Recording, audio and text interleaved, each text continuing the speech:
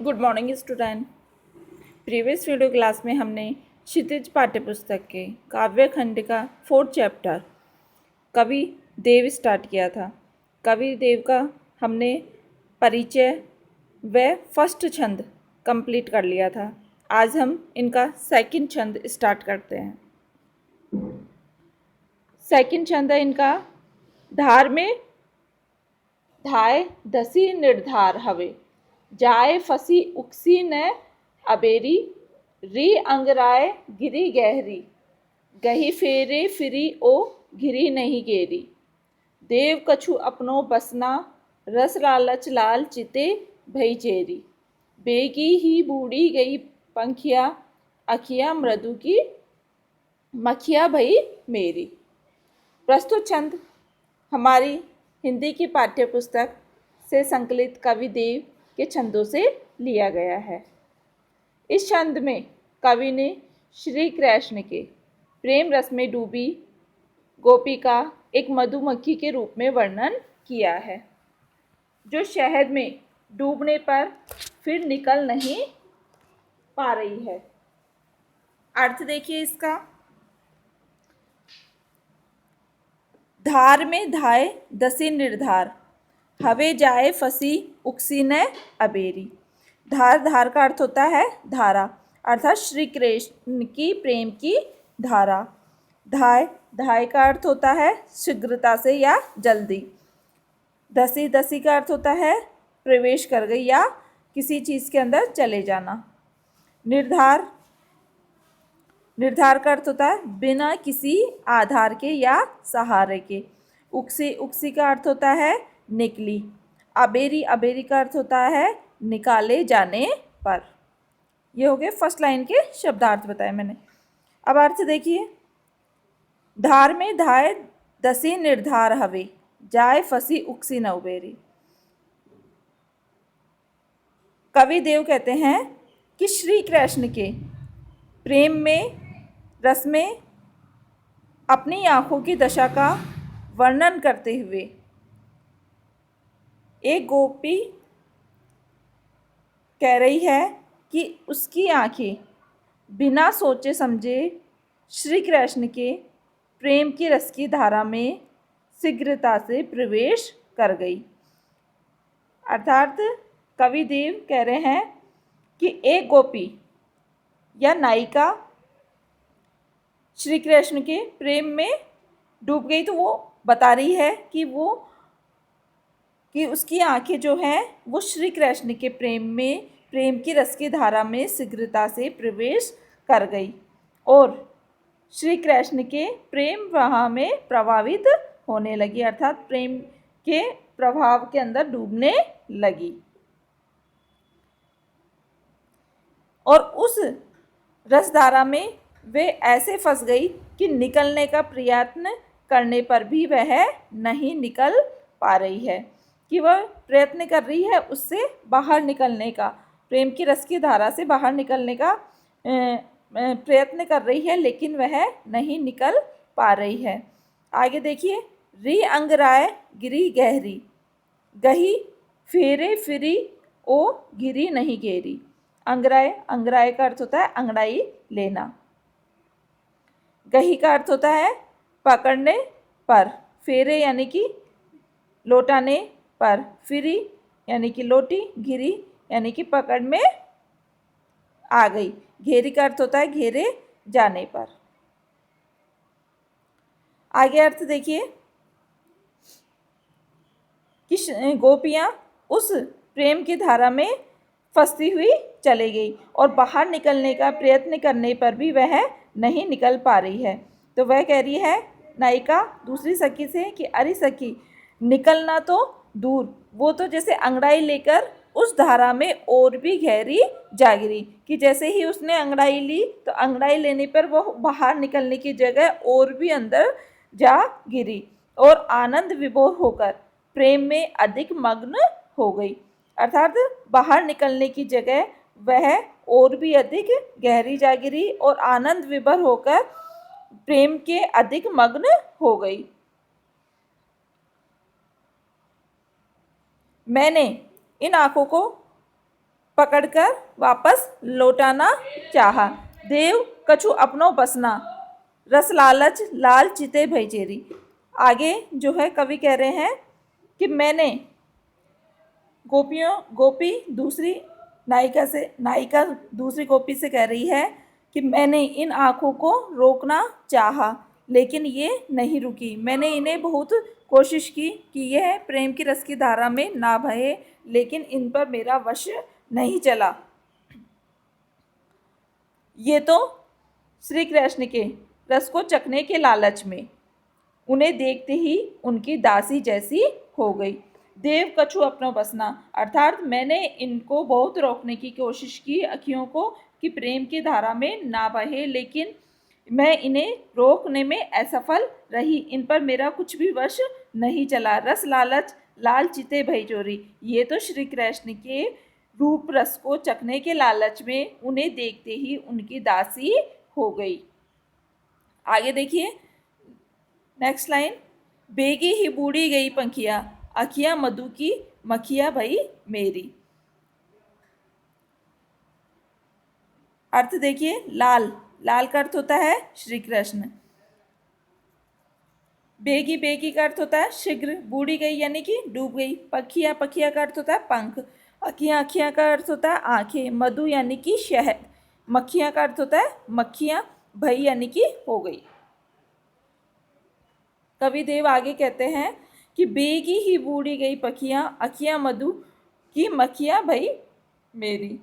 कि जिस प्रकार से शहद में पंखों के डूब जाने पर मधुमक्खी उड़कर बाहर निकलने में असमर्थ हो जाती है, अगर मधुमक्खी शहद में डूब जाती है तो वह उससे बाहर नहीं निकल पाती है।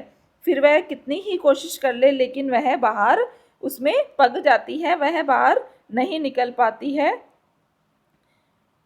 उसी प्रकार से मेरी आंखें भी श्री कृष्ण के मनमोहक स्वरूप में के मधु में फंसकर लौटने में असमर्थ हो गई है।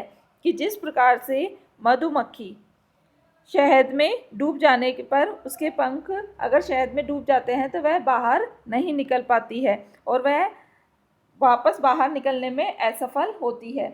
उसी प्रकार से नायिका कहती है कि मेरी आंखें भी श्री कृष्ण के स्वरूप के मधुर रस में डूबकर बाहर निकलने में अब असमर्थ हो गई है। भाव यह है कि अब गोपी का कृष्ण के प्रेम से मुक्त हो पाना संभव नहीं है। यहाँ पर एक गोपी, इस छंद के अंदर एक नायिका या एक गोपी दूसरी गोपी से कह रही है कि जो मेरी आंखें हैं वो उन पर मेरा वश नहीं है। क्यों? क्योंकि ये श्री कृष्ण के प्रेम के रस में डूब गई है और मैंने इससे बाहर निकलने की कोशिश की तो ये बाहर न निकलकर बल्कि ज़्यादा ही अंदर गहरी होती जा रही है। कि जिस प्रकार से एक मधुमक्खी शहद में डूबने पर उसके पंख उसमें डूबते ही वह उड़ नहीं पाती है और बाहर नहीं निकल पाती है और कितनी ही कोशिश कर ले लेकिन वह असफलता ही उसे मिलती है, उसी प्रकार से जो मेरी अखियाँ हैं वो भी श्री कृष्ण के स्वरूप के रस में डूबती चली गई और अब मैं उससे बाहर नहीं निकल पाती हूँ। अर्थात श्री कृष्ण के प्रेम के पास से मैं अब मुक्त नहीं हो सकती। प्रस्तुत छंद में कविदेव ने ब्रज भाषा का प्रयोग किया है। भावात्मक शैली तथा संयोग श्रृंगार रस का प्रयोग प्रस्तुत छंद के अंदर हुआ है। धार में धाय फसे निर्धार हवे तथा अंगराय गिरी गहरी गही, फेरे फिरी उरो गिरी नहीं गेरी। पंक्ति के अंदर अनुप्रास अलंकार का प्रयोग हुआ है। अखियाँ मधु की मक्खियाँ भई मेरी, पंक्ति के अंदर उपमा अलंकार का प्रयोग हुआ है। ये हुआ कविदेव का सेकंड छंद का अर्थ कंप्लीट। अब हम नेक्स्ट छंद स्टार्ट करते हैं। जहरी जहरी झीनी बूंदी है पड़ती मानो, गहरी गहरी घटा घेरी है गगन में। आनी कहो शाम मोसो चलो झूलबे को आजू। फूले न समानी भई ऐसी हो मग्न में। चाहती उड़ी गई सो निगोटी नींद। सोए गए भाग मेरे जागी वो जगन में। आँखी खोली देखो तो घन है न घनश्याम। वे ही छाई बूंदे मेरे आंसू है द्रगन में। प्रस्तुत छंद हमारी हिंदी पाठ्यपुस्तक क्षितिज में संकलित कवि देव के छंदों से लिया गया है। प्रस्तुत छंद में एक गोपी अपनी सखी को कृष्ण मिलन के सपने के बारे में बता रही है, जो सपना ही बनकर रह गया। सपने में उसे कृष्ण का मिलन दिखता है, लेकिन जब उसकी आंखें खुलती है तो वह एकमात्र सपना ही रह गया। अर्थ देखिए, झहरी झहरी झीनी बूंद है पड़ती मानो। झहरी झहरी यानी कि झकोरू के साथ। झीनी झीनी का अर्थ होता है नन्ही या छोटी छोटी। गहरी गहरी यानी कि उमड़ उमड़ कर या गहरा गहरा कर। घेरी है यानी कि घिरी हुई है। अर्थ देखिए, एक गोपी अपनी सखी से बातें करते हुए कह रही है कि मैंने बीती रात को एक सपना देखा, और वह उस सपने में क्या देखा उसका वर्णन वह अपनी सखी से कह रही है कि हे सखी, रात को मैंने देखा कि वर्षा ऋतु है और झकोरे के साथ नन्ही नन्ही बूंदें बरस रही है। अर्थात आकाश में वर्षा ऋतु है और आकाश में बादल छाए हुए हैं और उनसे नन्ही नन्ही बूंदें जो है बारिश की बरस रही है। आकाश में घुमड़ घुमड़ कर काली घटाएं गिरी हुई है। गहरी गहरी घटा घेरी है गगन में। अर्थात आकाश में घुमड़ घुमड़ कर काली घटाएं गिरी हुई है। पूरे आकाश में काली काली घटाएं छाई हुई है और नन्ही नन्ही बूंदों की बारिश हो रही है। आनी कहो शाम मोसो चली झूलबो को आजू। ऐसे सुहावने दृश्य के बीच में कि जब बारिश आ रही थी, नन्ही नन्ही बूंदें गिर रही थी, पूरे आकाश में बादल छाए हुए थे और मौसम जो है वो सुहावना हो रहा था। और इसी सुहावने दृश्य के बीच में आने कहो शाम मौसो चली झूलबो को आजू कि प्रिय श्री कृष्ण ने आकर मुझसे कहा कि चलो आज झूलने चलते हैं।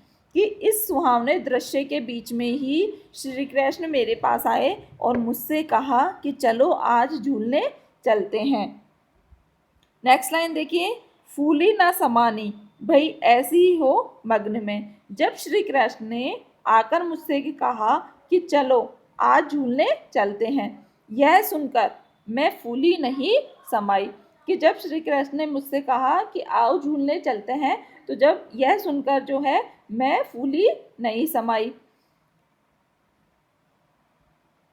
भाई ऐसी हो मग्न यानी कि मैं मग्न हो गई। और उसे सुनकर श्री कृष्ण का यह प्रस्ताव सुनकर मैं मन ही मन मग्न हो गई और भाव विभोर होकर आनंदमय होकर जो है उठकर उनसे बोलने लगी।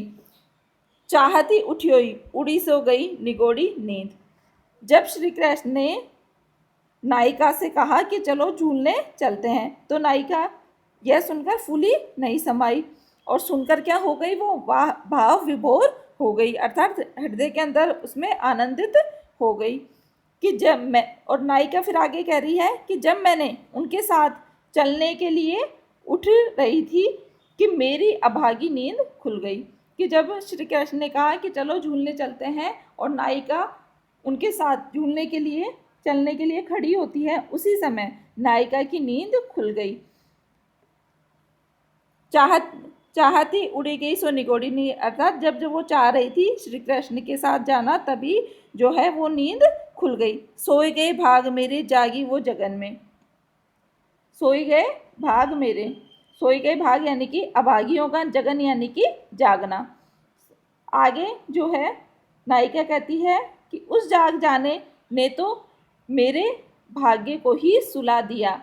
मैं अभागी बन गई, अर्थात मैं श्री कृष्ण के साथ झूलने का सौभाग्य प्राप्त करने वाली थी, लेकिन उसी से ही पहले जो है मेरी नींद खुल गई और मेरे भाग्य सो गए और मैं अभागी बन गई। क्यों? क्योंकि मैं श्री कृष्ण के साथ नहीं झूल पाई, यानी कि उनके साथ का जो आनंद है वह मैं नहीं ले पाई।